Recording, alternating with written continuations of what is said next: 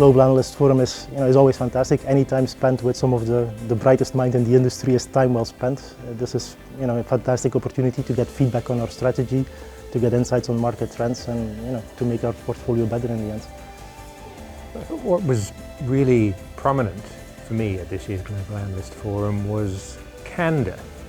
The willingness of Rajiv and of Barry and of all the execs who were coming up to talk to us, to take head on the difficulties that have been besetting Nokia lately, and not to be apologetic for them, but to acknowledge them and to lay out for us the way that Nokia is intending to deal with those difficulties. It took a lot of guts to do that, and I thought it was admirable. What stands out for me this year at Global Analyst Forum, I think, is a strong emphasis on industrial networks, private networks, and more generally alternative service delivery models that may enable us to get cellular connectivity much more broadly into enterprises. Sprint and Nokia have a very collaborative partnership, and we have had for many years. The focus jointly between both companies is on innovation and quality, and that's really been a partnership that's worked well to serve our customers.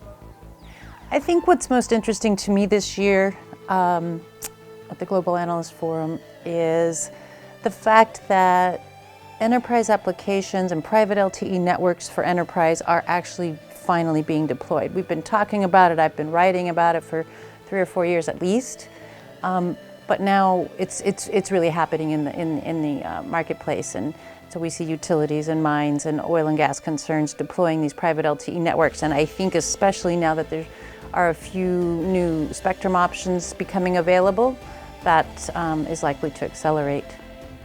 This year with Nokia, what's really striking me is the emphasis on the enterprise.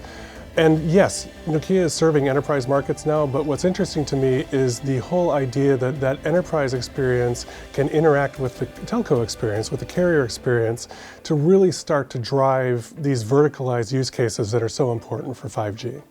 This is Nokia. This is the end-to-end telecom network vendor that is leveraging its capabilities to go after the outside telecom world, because there is demand. 5G is generating actually a lot of interest and demand from the verticals. Well, the Global Analyst Forum is, as always, a great opportunity to catch up with all sorts of things. So first of all, it's just almost overwhelming, so much information. And it's nice, and I think that what happened this year, I've been attending it many times.